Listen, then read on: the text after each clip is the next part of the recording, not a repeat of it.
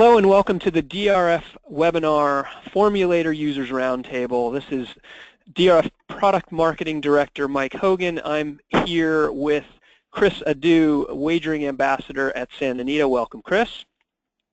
Welcome, Mike. Glad to be here. Thank you. And we've also got Eliot Honaker, member of Donegal Racing. Eliot, thanks for joining us today. Sure. Thanks for having me. All right, and Barry Spears, all-around horse player, tournament player, Twitter man about town. Barry, thanks for joining us. Great to have you on. Thank you so much, Mike, for having me on today. Yeah, so this is something new. This is something we've never done before, and I'm excited to have you guys on because a lot of times we do these sessions, and it's me and maybe a couple other DRF folks talking about how we use Formulator and looking at some angles and cards and things. So I'm excited to have non-DRF employees, actual customers, actual users of the tools that we provide to talk about how you guys use them and approach handicapping races. So what I'm going to do first, I want to make sure everybody realizes that they can submit questions at any time. We've actually got a couple already through the webinar chat panel. Just send them across. I'll either interrupt if it's appropriate to what we're talking about, or at the end we'll have a little bit of a question and answer session. But what we're going to do is we're actually going to start with the race of the day. If you want to actually follow along at home, you can go to drf.com and events, race of the day, and then if you click on the free PPs for Santa Anita Race 5, that will launch the Formulator race of the day for that card. There's a couple things that you won't have in there without the full purchase of Formulator. You don't have the running lines with hyperlinks to get the race replays. You don't have the sibling information, but everything else that we'll be covering will be available. So I'm going to switch over to the actual full version.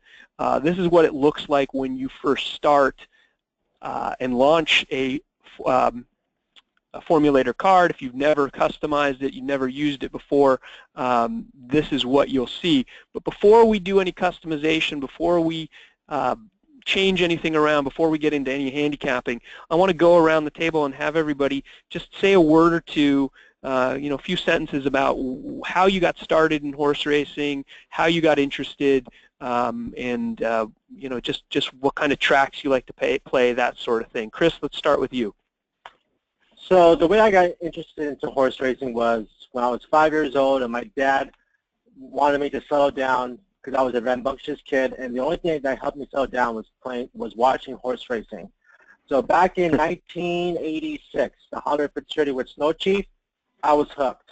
So ever since then, I've been a horse player all my life. Got into using Formulator around college when the startup software started happening on a computer, and I loved it because you can put all your trip notes in there.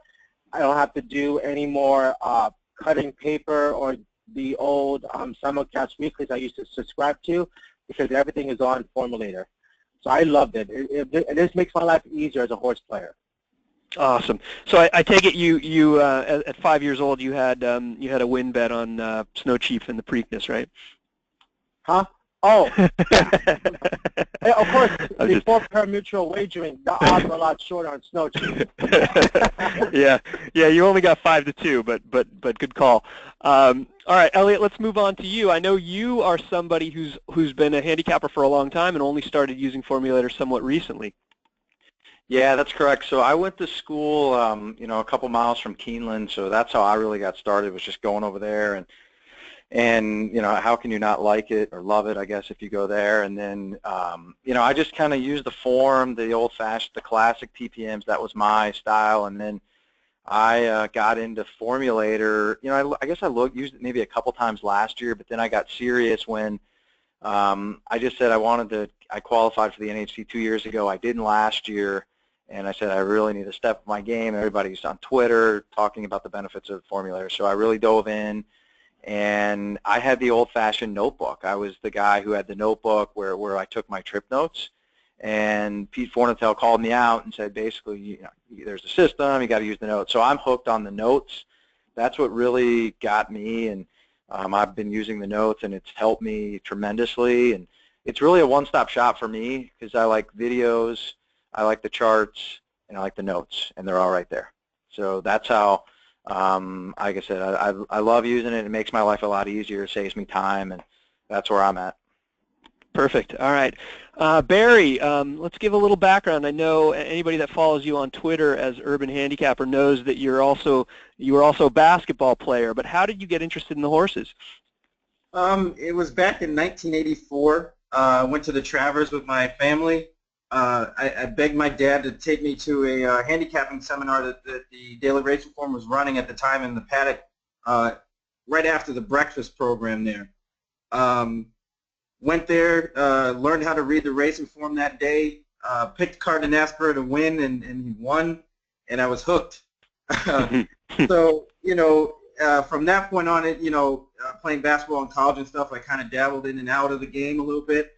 But now I'm kind of full tilt and doing a lot of things, so it's real nice. But as far as Formulator, I'm kind of a holdover from the old regime with the big newspaper down to the small newspaper. In the Formulator, I didn't really realize the benefits of it until I started using it. And even now, I'm just starting getting into the notes section of things. I have a Me 5 subject notebook where I kept all kinds of trip notes. So that's kind of going away, and I'm loading everything in the Formulator. So it's been a great help. Awesome. All right. Well, let's stick with you, Barry. I got a couple questions before we dive in and look at some handicapping. In Formulator, I know, and I'll kind of start just to give you a little bit of a peek.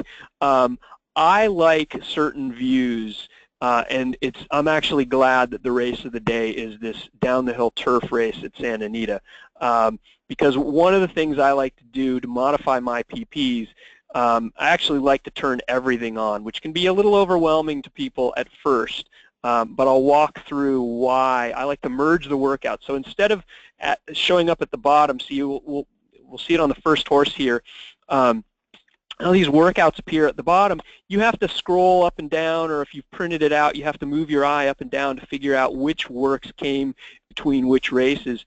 But if you merge the workouts, you get all of them right in the running lines, which I love because I can see if there's a change in work pattern, which actually this first horse is a perfect example of. And then I just check every one of these because, and I'll show you why, that run-up and temporary rail distances are really useful, not so much at a track like Santa Anita, but at a track like Gulfstream Park where they can have the rails at 0 feet or as far out as 120 feet. You've almost got two separate turf courses that are being run. So I always want to know where the rails are. I add Moss pace figures for the dirt races, and then I change the times, and sometimes this has confused a few folks on Twitter. I change the times from the leader and winner and the elapsed time to incremental time, so I can see if horses have come home fast, especially on turf. That's useful for me. So that's what I do. And then down the hill race, I especially love to modify the past performances and focus just in on today's sprints on turf, and particularly at Santa Anita, and that will help identify all of the races that meet the actual surface for the day. So that's how I start.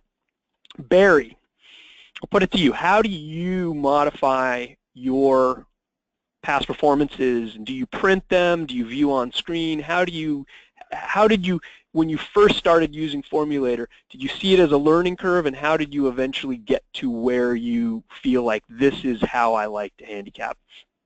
Yeah, there's definitely a little bit of a learning curve because, myself being someone that liked the paper version, looking at those past performances and looking in the ways you can manipulate Formulator to basically adjust to how you want to see it, it was a little bit of an adjustment. But I'm kind of like you. I like to see the whole picture. The only thing I don't really do too much is merging the workouts. But I do like the graying out of the text, but you still have the whole picture there, and that's what I kind of like to use the most. That way I can see everything, even though it's grayed out. You can still see the line, all the Moss pace figures, and it's really great. Yeah, and you know, it's funny that we landed on this horse. It just so happened that the first horse in the first race of the day today has something that is kind of jumping out at me. And we're merging the works in the paper and in the classic, and even as the default in Formulator, you only get the last 6 works for a horse that has run before. But in Formulator, you actually have the option to view lifetime works. You click on the gear, you go to here, change from traditional to all, and that will show works for the whole field.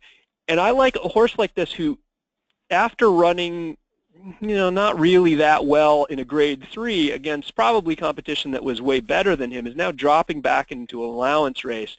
And since that race has had 4 works, 2 of which were bullets and seemingly much faster than he'd ever worked before. So I like to go, if I see a change like that, I like to go through and see, has the horse ever really worked like that, or is this something new? And right here, 47-2, and then followed that with a win at 9-1, almost 10-1.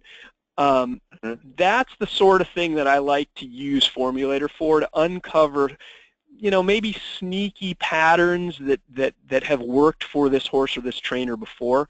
So I just thought that was, I don't know if this horse is going to win necessarily, but it just is something that jumped out at me when I was looking at this card. Yeah, I completely agree with you, Mike.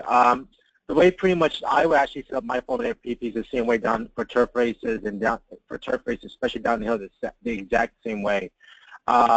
I put my trip notes in there. I would put everything with the merge workouts, because then I want to see if any type of work pattern do develop, as well as to see if in a horse's current form cycle, whether they've actually upped up the training pattern, meaning that were they really light on training pattern in regards to distances, in regards to 3 furlong, 4 furlong workouts, and then after a certain race, did they increase the workout schedule going 4, 5, or 6 furlongs? Because that tells me that a certain race was used as a prep race to go on for the second and third sort of off the layoff. Right. Yeah, it's interesting to me, looking at this horse again, had a bit of a layoff of, you know, about 3.5 month layoff between the November race and the race in February. Only had 1 work between that layoff. Actually, no, I turned it off, so maybe had a few others.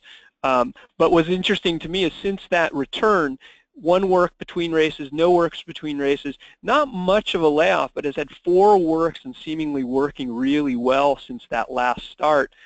Makes me think that this one could outrun the 12-1 morning line. Has to deal with the rail post, which is always tough down the hill, but that was the first thing I saw, not just because he was the rail horse, but I found this one a little interesting. All right, Eliot, let's move on to you. How do you, are you kind of with the rest of the group? Do you like everything? Do you like your views? Do you go down to the level of the filters, or do you generally keep it pretty similar to what you had in the Classic? I keep it pretty similar. I do print, and obviously I'm looking for my trip notes first, and obviously I get excited if I see, you know, maybe a longer shot with a trip note that, you know, could be a potential play for today. But I will use, when I click into the charts, I will use some different views there. Particularly, I like seeing the next race, you know, how looking for key races, and then I'll just play around. So there, I love, that's the screen that I like to see. The next out, yeah, who they raced against, what the buyers were. That's what I like the best. I've actually set it up so that under the gear you can choose your default chart. Yep. So that for me it defaults to next race. Sometimes it's a little frustrating when I want to go through and look at like how a card played, and you know, I'm looking at yesterday's races and I get next race for everything. But it's nice that you can actually set up your default, because I'm with you. The first thing I want to look at is how did horses run back out of that race. You know, in this one, it seems like maybe they didn't. You know, they ran all right from a buyer speed figure, but none of them even hit the board. So. Yep. Yeah, and I like, you know, like I said, when in the Classics, I was clearly missing out because you can only see really who the second and third place or the top 3 were, and this way, it's just you know, to see the fuller field. And again, this was something I just discovered in the last couple months, really. So it's exciting for me to use. Nice. All right, well, before we move on from this race, let's talk a little bit about how you guys approach a card. Eliot, we ended with you, so we'll start with you this time. When you first pull up Formulator, when you first pull up a race card, how do you approach it? And I know you're obviously big on trip notes. Do you consider yourself a certain type of handicapper, like a trip handicapper more than, say, a pace or class or pedigree handicapper, or does it change depending upon the type of race you're looking at? I think it changes for me, and I can't categorize myself into one sleeve, but I will say the first thing I look at in a race is to try to see what the pace is going to be. So I'll go through all the contenders and basically make a mark for, you know, speed or closer, and I'll make a mark and then just kind of get a vision of how I think the race is going to go. And for instance, if I see a low in speed, then obviously that's an angle or something I'll look at. Or if there's a lot of closers, and how I'm going to. That's the first step for me, is to basically try to get a sense of how the race is going to shape up. And then I just dive into. I start with the long shots actually, and if I can't make a case, then I'll start cutting from there. That's the way I go. And then I'll just, once I get it down to the list of contenders, and again, I print, so I'll make, the old-fashioned marks on there, and then I'll dig into Formulator and look for certain things that helps me whittle down to, 2 or 3 horses or whatever, however I'm going to play. And you mentioned printing. I do print a bit myself, not nearly as much as you, or you mentioned Pete Fornatel, who I think he essentially kills a tree every time he handicaps a card. But the way you do it is it defaults to print all races. If you just want to print this race, the race of the day, you do that. It loads up PDF version, and the default is to show just the last 5 races for each horse. So this horse, who's run 24 times that we're looking at, you get the lifetime races in Formulator, but when you're printing them, you can choose how many you want. And the nice thing about it is your view, the way you see it, comes through to the way you print. So just figured I'd mention that. And your trip notes are printed as well. Exactly. Which is big. But I didn't know that you could print it for the lifetime races, so I learned something. So thank you. Yeah, you can. The way you do that is you determine how many running lines you want to show. Okay. Right here, if you check all, it will show all. Otherwise, you enter in whatever number you want. You want 10, you can put 10. Okay. Yeah, so pretty cool. Yeah. All right, let's go to you, Barry. How do you approach a card, and is there a certain type of race that you like to focus on? Are you most comfortable with turf races or dirt races, or certain tracks over others, or are you just have at it and give me a card and I'll handicap it? Yeah, I'm pretty much show me what you got and I'm going to try to handicap it. But typically I go with the basics. Speed, pace, class, form, and distance, and then I kind of work from there, looking at the PPs kind of in that order, trying to figure out who are the fastest horses, which ones I can eliminate, then to the class factor, and then I apply the Formulator tools within those steps in order to find the horses that I've pinpointed.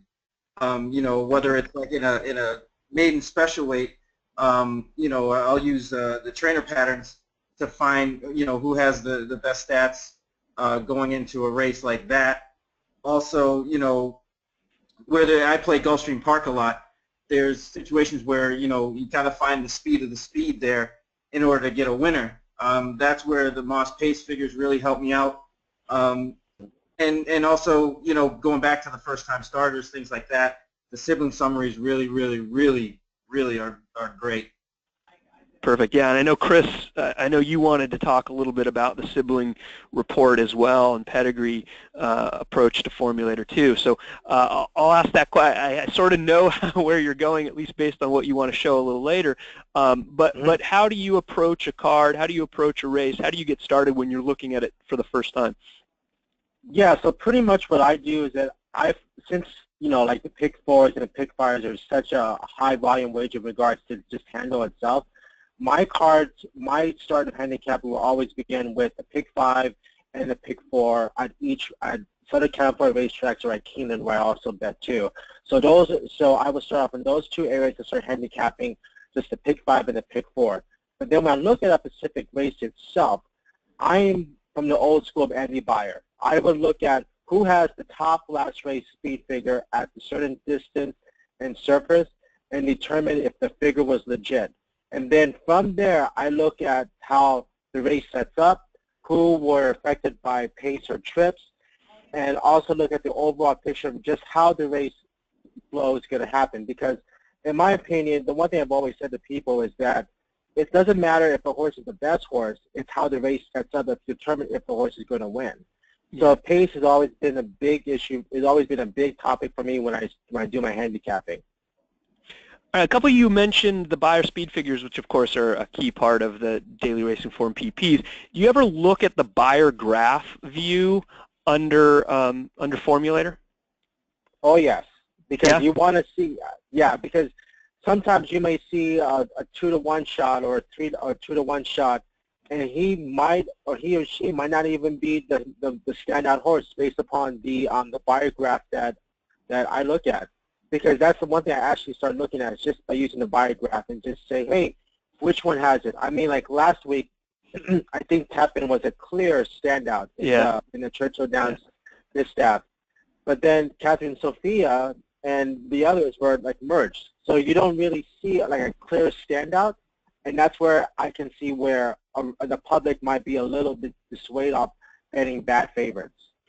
Yeah, you know, it's interesting. It's funny you mentioned Catherine Sophia because I noticed in the Oaks, you know, she wasn't favored, but if you just look at the Byers, if you strictly go, okay, distance aside, all of that other stuff, she was a standout and a layover on the field. And of course, you got the price you got on her if you liked her because there was the question of whether or not she wanted to go 9 furlongs. And if you just relied on the speed figures, you got a nice price. All right, let's move on. I know, Chris, you wanted to talk about the first race at Santa Anita today, and you had a couple different ways that you like to use Formulator to approach a race like that. So why don't you? We'll show my screen. Oh, and we've got the filter still on. So if you want to keep your views. I'll mention this to you guys. Maybe you are aware of this or not. If you want to keep your views, but just turn off your filters, you just click default profile, and it will bring a race back that was grayed out. If you want to completely reset it, you click modify past performances, click default, and then click save, and that will go back to the way it works before we did any of this stuff. So you can play around with it. If you ever want to get back to it, you just go back to that default. So, all right, that said, Chris, why don't you walk us through the first today at Santa Anita, and we see that the one Lofty Cause is already scratched. Yeah, so in this race, pretty much the way I look at it is I start off with any horses that have run already or horses that have had experience making a second start, or then I work from to the first-time starter. So in this race, number 3, Carries, the only horse that comes into the race with a start. I did not like that race because particularly it was a slow race. If you click on the chart, you'll see that I think the Byers speed figure in that race was a 50. And if you look at the right-hand side of your past performance in Formulator, you see the Byer par is 76. So that tells me right away that this maiden race was a below par maiden race. So automatically, I will probably look at horses that are making their career debut. And if we go back to the first screen, and we go to the number 1 diamond in the center. So one of these I like to look at is the dam, what the horse has done recently. So if I click on, what I do is I'll click on the dam of Charming Totse. Okay, taking just a second. And right off the bat, you will clearly see that if you look at the actual foals that this horse has produced. So if you scroll down, please. You'll see right away that that Charming Totse produces precocious 2-year-olds who are sprinters. So you see we put one 2-year-old winner, another 2-year-old winner. We have a sprint winner who is a 4-time sprint winner. We have one that was a a turf route winner. So, and you see another 2-year-old winner. So right off the bat, this tells that this horse produces precocious 2-year-olds that like to sprint and can win at 2. So I was like, okay, that's good. So I know from a pedigree standpoint that Diamond the Center is capable of winning early. And then if I go to the trainer stats, and if anybody wants, I'll just interrupt for a second. If anybody wants a full webinar on either the sibling summary or the trainer stats, both of those, as well as this webinar later today, will be posted. They're available for archive at drf.com/YouTube if you want more information about how to use any of these features that we're talking about today. Okay, sorry, Chris. Yeah, no problem. So then what I like to do with here, and this is the condensed version, what I did was, if you go to modify the filters, and then what I like to do here is look specifically at dirt 2-year-old first-time starter sprints. Okay. Dirt 2-year-olds are on the first screen, and then first-time starters and sprints are on the second one. Yep. Okay. And then for the maiden, and then under class, we go under maiden special weight. Okay. Maiden special weight. Okay. Okay. Just click OK. Click that. Yep. 8 for 50. That's pretty solid. 16%. Sort by winners, and you'll see you had some favorites in there and one big bomb at 33-1. Yeah. So the one thing you see here clearly, and that's what I just want to point out, is that when Jeff Bondy has the first-time starter and he puts Fernando Perez up, it's typically a live first-time starter.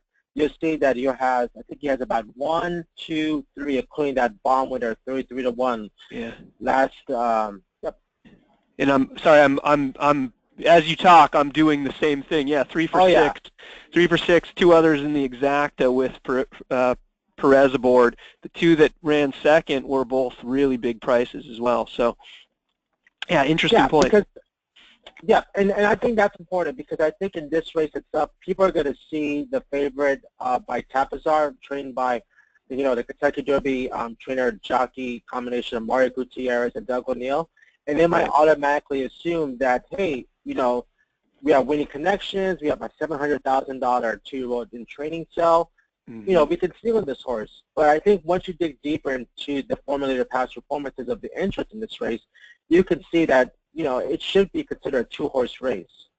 Sure. The other thing I mentioned earlier, and this is a tip I've mentioned on some other webinars. If you do all workouts here, it will show, these are 2-year-olds. Probably most of them haven't worked more than the 12 times that would show up anyway in their PPs. But if you change that view and view lifetime workouts, it actually carries over to every other view.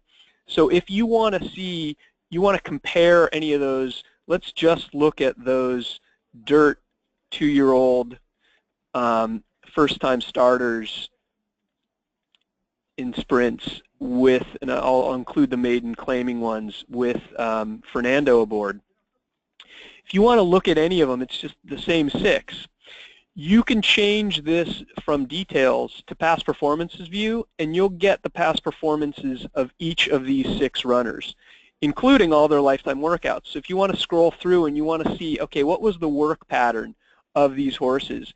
Did they have a 5 furlong work? Did they have a similar work? This one didn't run very well, but had a bunch of works prior. This one had a 5 furlong work just prior and won. You can go through and look at the actual training patterns from a workout standpoint of the previous winners. All of those seem to have 5 furlong works. This one doesn't. I wonder if that is maybe indicative of anything. Maybe it's not. It's only a sample size of 6. But that's another way I like, especially for first-time starters or horses coming off of layoffs, to compare workout patterns to horses that the trainers had success with similar patterns in the past. Yep, that's the key. I know how many people are so intimidated by maiden races. I love maiden races thanks to Formulator. Me too. I'm kind of the same way. And we clicked on Charming Tootsie. By clicking on her, you get just her record. If you actually go to the sibling summary from the analysis and stats dropdown, it takes a little longer because you get the full field, but you actually get it for the whole field. That's what I do, frankly, when I start. Saratoga will have a bunch of 2-year-olds that are debuting there. The first thing I do is I look at the sibling summary and I say, okay, which ones appear like they're dirt sprinters primarily, and which ones appear like they want to win as 2-year-olds? Because many times you'll have horses, this one has done both, but you'll have siblings that maybe were much more successful going long, and a lot of times the trainer's just getting them a first start before stretching them out later, because at this point there aren't any races for 2-year-olds beyond 4.5 furlongs at Santa Anita. Exactly. I mean, I remember back during the meet when a horse by the name of Liam the Charmer ran in a 2-turn dirt maiden race on the dirt, but because his pedigree was screaming turf, I bet him in the second start, and he ran second 20-1, and then ended up winning, I think, last Sunday at 9-5. So yeah. Just one of those cool features where you can see just based on pedigree itself if the horse is in it for a prep or they're actually going to stretch a horse and on the right surface. So that's what I love about it as well. Right. All right. I like it. Yeah, it's a very similar way to how I approach maiden races, and I'm with you. A lot of times they'll see a horse like this. You can look at Doug O'Neill's stats with first-time starters. We can do the same thing as what we did with Jeff Bondy. Won't necessarily do that here, but sometimes when you have a horse like this, they have bigger things in mind. Yeah, they want him to run well in the first start, but they don't necessarily need the horse to win, especially if the pedigree says that they might want a little longer. Oh, yeah, and the one thing about this horse, Tapadol, is that you'll see clearly that on the dam Yawkey Way, she actually won her first start. If you click on it and you'll see that the career PPs of the dam, you'll see that she won her career debut. Right. Yeah, that's another thing I like to look at as well, because a lot of times you get, if the dam is precocious, then her offspring will often be precocious as well. So it's a good point. Mm-hmm. Yep. All right. Eliot, I know you had a horse that you wanted to look at today at the Belmont card, yes. And I believe that was in race 4. Correct. So I'll take a look at that while we're getting there. Why don't you talk a little bit about how you approach races like this? This is another maiden race. These aren't 2-year-olds, but a lot of lightly raced horses in here. How do you approach a race like this? Yeah, I mean, on the first glance, it's an ugly, ugly race. And, fortunately, a trip note popped up. So if you go to the 4 later, no pun intended there. There's nothing. If you just had, the PPs, I mean, you can't make a case. I wouldn't be able to make a case for this horse. It's been at this level now for 5 straight races. But I have a trip note from from the April 24th, and I'll read you my trip notes. It's basically, I wrote, bad start, got... As you're doing that, what I'm going to do is I'm going to add a trip note to show folks how you do it. You go to the chart for the race, you find the horse, 4 later. Yep, and I wrote trip notes. Yep. I wrote bad start, got stopped in stretch, much the best, must play next time. That's an aggressive note. But at 8-1, and if you look at the 1 is actually scratched. I just noticed that. Okay. For this race, I mean, there's not much in this race. So, and then so I obviously what I will do is read the note, and then I will go to the replay. So, which is very easy. Just click on watch the replay, and you can see that the horse was basically stopped at the gate.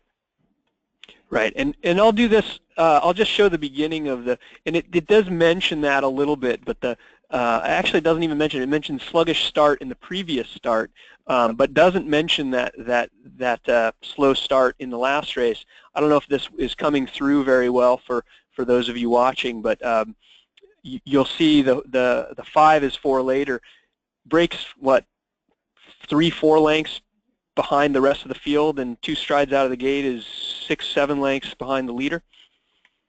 Yeah, and then comes home and it had a bad trip, and for 8-1, it's a play for me for sure. And then I like, you can go back to the historical races, and the race before it had a sluggish start too. So that's the key. One thing, you would have liked to have seen a gate, a workout out of the gate, maybe between. But again, at 8-1, it's a play. Although I don't know if we'll get 8-1 because I've seen a couple people on Twitter actually tout it in the last 24 hours. So probably hurting my cause for this too. But anyway, that's the way I play, and I just go through, and I just think it's a way for me to catch it. And in the past, like I said, I would have been what Barry, it sounds like, is doing now, is going through my Mead notebook and flipping to the April 24th card and seeing note. And this is just a way for me to save time and hopefully make a couple bucks. All right, yeah. So it's interesting. You mentioned the note popped up. If you're looking at the actual race, if you're that, and it sounds like you were that bullish on the horse, what I'll do is I'll do something like that. I'll add a trip note, and then I'll go to my stable mail, put a very similar note, so that I get an alert and I get an actual email saying, hey, this horse is entered. Because sometimes, it hasn't hit the board in the last few starts. Maybe they shipped them down to Laurel and I miss it. I've had that happen a few times, and that's always a sad thing. And then one thing I've actually picked up recently is, I was just putting in there for the horse, but you can, do a note for the card on that day that, is very, very speed friendly, and then every horse that ran on that day. And it's not relevant for every horse, but at least those are the things in the past where I was never able to remember, obviously, or track. But yeah, as you're showing now, that's another way to track how the track played on a certain day. Right. Yeah, and sometimes I'll do. There's a race note which is hidden. It's under trip notes, but it appears at the very top. And this one I will use for the Preakness last year is a good example. Obviously, we remember all those horses. We remember the race. But right before the race, there was a huge torrential downpour, which made the track completely different from the way that the track was playing earlier. I might put that as a note. We'll all remember the Preakness, but you won't remember the third at Belmont, on Friday. You can put that note in here, or sometimes with 2-year-olds, Chris, if your 2-year-old first race today, maybe one of them doesn't want to load and the other ones are standing in the gate for 3 or 4 minutes, I might put a note like that as a race note. It appears on every one of the horses, so next time out I know, oh, okay, this is the race where this horse delayed the start for 5 minutes because he wouldn't load. Mm-hmm. Yep. And a lot of times I'll mention notes real quick. The horse notes, I think this is most similar to how people use, say, stable mail. They'll say, oh, 4 later, on that April 19th race, broke slow. That note actually appears at the very bottom right below the trainer stats. It'll say a horse note. It's more useful for things like, if you see this one, is only raced once, and maybe you see that the siblings are all turf routers, you might say, more bred for turf routes, look for a stretch out and a move to grass. So real quick overview on the notes there. I'm with you. I think we might get a nice price on Formulator, and I think, the big favorite was the big favorite. Oh, I think the big favorite in this race is the one dropping from a maiden special weight coming off that 0 buyer. So I think a lot of people are betting on the class relief doing the trick for Ask the Lonely. But I'd rather. You guys are going over that race because I have a horse that that I looked at in that same race and was going to talk about. Nice. To give a kind of an alternate point of view on another horse. I like it. Maybe we have an exacta, straight exacta. Yeah. That's what I'm doing. But it's the 6, pretty bullish. Now, okay. You look at, I'm just going to give you a kind of an idea of how I look at races. So you look at the past performances for this horse in a race like this, which is a maiden claimer for $25,000. The horse ran a 17 buyer. Roughed up at the start is the comment. Now, you see the trainer, and I actually went first to the dam for her sibling summary, and I noticed she had 3 earners, 2 with over 100K, actually 2 with over 150K, Wow. And one with 53K. And they all won sprinting. So that kind of jumped out at me a little bit. Then I went into trainer stats, looked up some of Steve Asmussen's stats with second starters or second time starters, name claiming for state breds. And he's winning, it was 6 for 32 for a 19% win percentage. Now that combined, then I took a step back and I looked at the race on the replay, and the horse got roughed up a little bit, and you can kind of forgive that, at least for a second-time starter, getting a huge jockey upgrade into Castellano, and I think that horse today is probably well meant. Whether she wins or not is another story, but 6-1 more line, probably not what I'm going to get, based on scratches with the 1. But even at 3-4 to 1, still pretty good play, especially in the middle of a pick 5 sequence and a pick 4 sequence. Yeah, and even without clicking into doing Steve Asmussen with Castellano in Formulator, you can see that recently at Belmont and in the last year and a half or so, they win at 31%. So I do think that upgrade from the bug jockey to Castellano, I think, will be noticed by a lot of people. One of the things I like to do is actually look at Formulator for how the market is likely to treat the horse. You mentioned 6-1 morning line is probably a little ambitious. I like to see, okay, how many of these horses, 21 for 76, that's a great win percentage and 210 ROI. I like to see what kind of prices these horses are. Most of them, you got one at 7-1. You had 5-1 in the Frizette on nickname, but many of these horses do get bet. But I think you're right. I think that's how you can use Formulator and get certain clues based on trainer intent. Maybe in the second start is much more well meant, and the jockey switch makes you think that Asmussen is giving this one a pretty good chance today. All right. Well, we have a couple questions, and I'm gonna throw this one to you, Barry, because you mentioned it a little earlier. Guy Keys wants to know if anyone uses Moss pace figures, and if so, how do you like to use them? Is there a certain type of race that you lean on them most, or do you use them on every dirt race? Is that the first thing you do? Is look, okay, who's fastest on the Moss pace? No, I actually do kind of discriminate on when I do use them. I find that they're more effective at low-level condition claimers, like 12,000 non-winners of 2. You see out in California, $8,000 non-winners of 2 lifetime sprint races, where you see a lot of those cheaper horses that don't pass. And finding the speed of the speed is really key in those kind of races. And you can actually jump on some winners that don't look, at least on paper, as good as or as fast as they may seem, using those pace figures in races that they're coming out of. And it's definitely a huge tool in races like that. And that's pretty much a little bit of my bread and butter when it comes to those kind of races. Do you by any chance have an upcoming race that might fit that you've looked at that you want to talk about? I didn't see any. It's okay. It's okay if you don't. It's okay if you don't. But I'm kind of with you, and on the Moss pace, I think the one in this race who might be the favorite in the second time start is at least appears fastest early. Is going to have to deal with breaking from the rail, which is sometimes difficult with lightly raced horses. But that's what I like to use them for as well.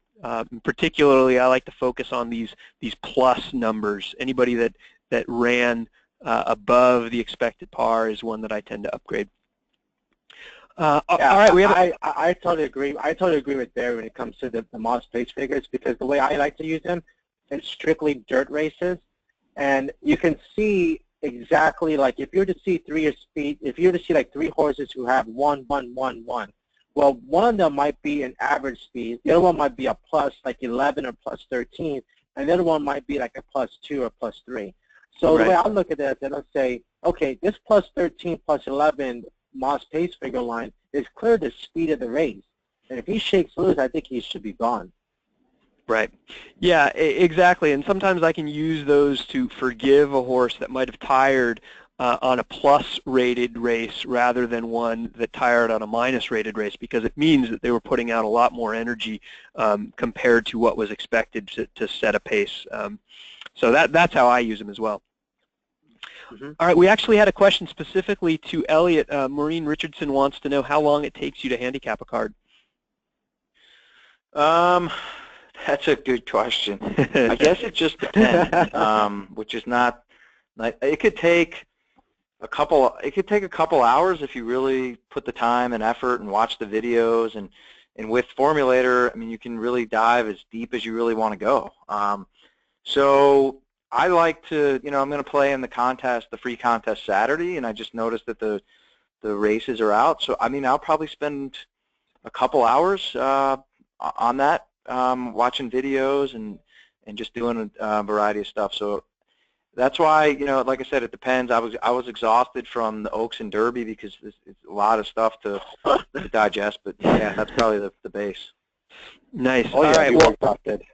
I think everyone's a little exhausted from last week, but we gotta rally because only 9 days until the Preakness. So. All right, I'm going to. We still have some questions coming in. I'm going to take a look at a couple races. I mentioned Gulfstream. Barry, you mentioned Gulfstream as well. One of the things I love the temporary rail settings for are the Gulfstream races in particular. And I'm going to look at race 4 today, which is an optional claimer on the turf, and you'll see. Right in there at the top of the race, it sees, so the race is set to be at 60 feet today. And you can see where the races in prior races were at before. Conquest Artura, who's one of the favorites, is coming off a race where she set and was on and near the lead. Never really been that close before when the rails were out, but was actually, if you watch the race, wide because it was breaking from the 8th of 10 that day. Actually went wide on both turns. I think that's a race that you can upgrade. She's 3-1. The one that jumped out at me a little bit was Pretty and Sweet. 6-1 morning line. 3 back won the maiden race. Then they got really aggressive and said, we've got a stakes horse on our hands. They entered her against Photocall, some really good horses. She was clearly overmatched. She was 100-1 in that race. Connections then said, okay, she's got conditions. Let's put her back into an optional claimer. Well, she was marooned in the 10 post out of 10 in the field and went 4 wide. You see that on the note. It was actually 4 wide the whole way around. When the rails were out at 72 feet. So she traveled, even without looking at any of the data that you'll see about Trackus, you can see exactly how far she went in the race. You'll see that that was a race where she was wide when the rails were already out. She didn't really have much of a chance to run her race, in my opinion. Now gets into the 3 post. I think she could improve, and you'll see if you follow, and I know, Eliot, you like the race shape symbols. This is a race that came back rated for favorable to those on or near the lead, and she was not. One other thing I'll note, one other thing I love about Formulator is the incremental pace. You'll see, even though she finished second to last, her second quarter was the fastest in the race, and her third quarter was pretty fast too. She made a nice little middle move before flattening out and tiring while going wide. Those are the kinds of horses that I love to bet back because you get a good price. Coming off the 61 buyer, she looks like, she's maybe just not fast enough.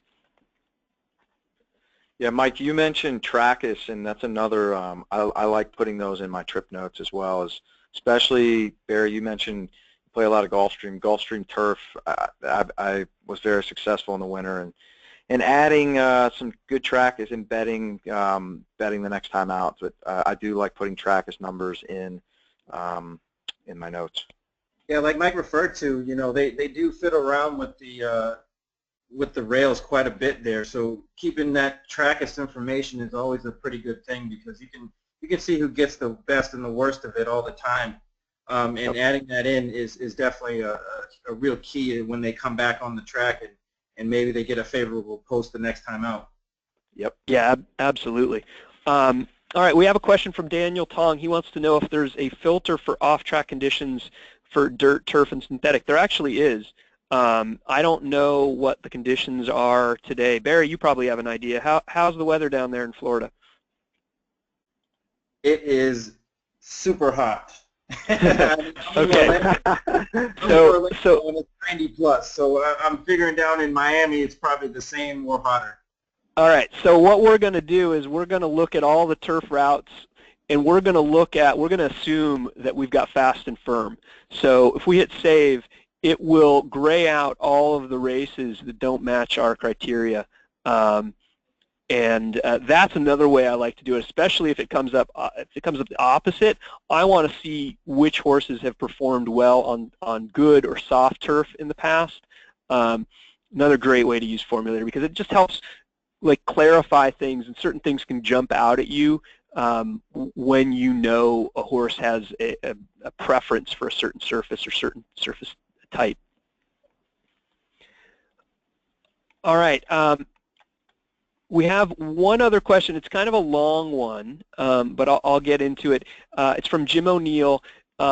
He wants to know just generally, and I'll let whoever wants to answer it jump in. How can he primarily looks at, I think, classic and maybe paper PPs, and he's looking at pace, and he's trying to do a lot of the things that you guys are talking about. But he wants to know what additional information he can get from Formulator that's not necessarily going to overwhelm him. What's kind of the first step you might suggest for a player like him who's certainly familiar with the form but hasn't used Formulator much? I can chime in first. Oh no, you can go ahead. Go for it. I was just gonna say, the more you get on Formulator, and especially myself, I'm not really about 6 months in, getting on there and just kind of getting comfortable with all the features and what you like and what you don't like, it was kind of the key for me. And like you said, building a profile, getting that default past performance profile up makes things so much easier, because you're not, kind of fiddling around with everything, trying to get everything the way that you need it. It's already there for you. Just having that kind of mentality where you know what you want to see, putting it in the Formulator, that's going to cut a lot of your handicapping time out, because you'll see everything the way you want it right away. Yeah, agreed. I would just say, start with one race and play around, and then do a post-mortem. After the results, go back and then maybe, play around again and see, oh, that made sense, or whatever. And I just keep it simple, but I'm with Barry. I'm a new user as well, relatively, and I'm still finding bells and whistles to play around with. And that's where the race of the day can help, because you can mess around in there. There's one every day. It's in Formulator. Really, the only thing you don't get is the sibling information, but a lot of times that will be mentioned in the lightly raced horses. It will be mentioned in the closer look. So you can play around with the charts and the filters and all of that stuff, all the other views in the free version, if you want to just kind of get your feet wet before diving into the deep end. Yeah, I think, one of the ways that, there could be so much information out there. It's like people say, it's like almost like information overload. But I've always said that with the one that comes to Formulator is that you just have, whatever you did, the classic old school past performances, play with the Formulator and see how something can be enhanced or make it better for your handicapping process to be a lot easier. I mean, for me, it was almost like night and day, because I used to look at a 14-horse field and say, okay, who's going to be on the early lead? Now I can go to the filters on early pace and say, okay, on this distant surface, give me every horse that's going to be on the lead at, let's say, 7 furlongs in their whole career. And then I can see right away with the Moss Pace figures is exactly say, okay, this horse should be close to the pace. He's actually a lot faster than the number 2 or number 3 horse at 7 furlongs. So that's one of the best ways I like to use Formulators is to look at who's going to be on the front, who's going to be on the front, especially in dirt races. I cannot, especially when it comes to early pace. Yep, that's the one. You raced within 2 lengths? Mm-hmm. Or raced on or near the lead. Yeah, so that's a good point. This is one that I don't always use, but it does, and we can jump to a dirt race. I haven't looked at, let's jump through here we go. Here's a good example. The 6th at Gulfstream, you can just quickly go through and you can see this is a race that doesn't seem to have a lot of early speed, but a horse, even though it was coming from a turf race, a horse like the 5 might jump out at you. You got to go back a ways to get the 6. But you're right, it does, you know, and one like this 7, just even from with the surface switch, just jumps right out at you. This is a horse that always wants to be on or near the lead, and sometimes that's just for quick handicapping, for playing a contest, or you know, putting in a play. If you get a good price, sometimes that's enough for me to make a bet. Mm-hmm.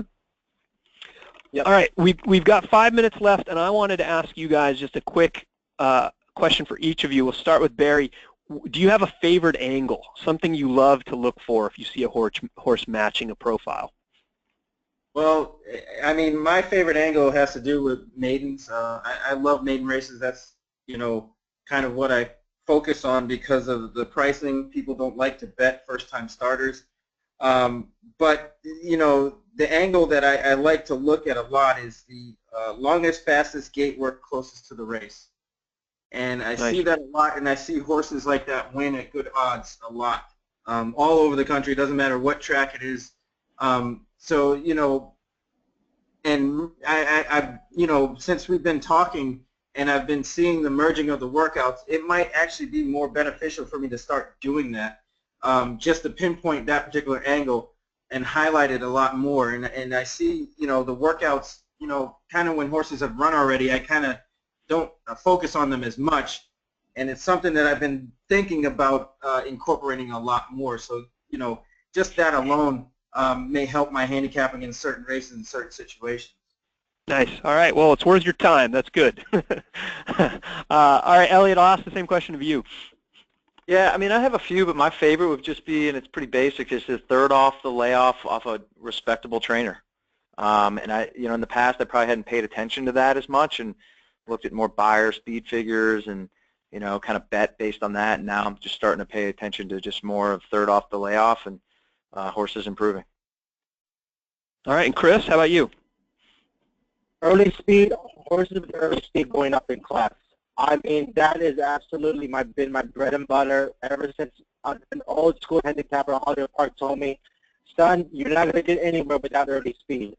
So I've always looked at horse. I know this is a Jonathan Kitchen thing, but I'm an early speed guy. If I see a horse go with speed going up in class, I'm all over it. Nice. Yep. Pace makes the race. All right. Well, I'll mention mine. One of mine is second career start for a horse that's bred to do, where the horse is doing something that we were bred to do, and the debut, they were doing something that they weren't necessarily bred to do. And there's a race tomorrow at Santa Anita, the third race, where it's a mile on the turf that matches that. There's a horse, number 3, Dark Energy. You may remember the dam Zardana. She famously beat Rachel Alexandra. If you click on her, you can see her PPs. She was, back when Southern California was synthetic, she was primarily a synthetic and a turf specialist. She only raced a couple times on the dirt, but she was always going long, and she was always on synthetic or the turf most of the time. And you'll see, where is it? There, the New Orleans ladies. She beat Rachel Alexandra when Rachel Alexandra was 1-20. You got 9-1 on her. So this is a really classy horse. She's thrown one other foal who was Smart Transition. He was strictly a router. He actually won a stakes race last year. So this is a horse who debuted 7, but still sprinting on the dirt. Now moves to the turf for John Sheriffs. And one of the things that I like to look at is in the second career start, dirt to turf, second career start. Sheriffs has only done that a few times, 7 times, 3 in the money. Then I also like to look just all sprint to route, second career start. And this is something he's done a bit more and had a lot more success with. So 6 for 25, $3.04 ROI, some nice prices in there, 16-1, some others that hit the board.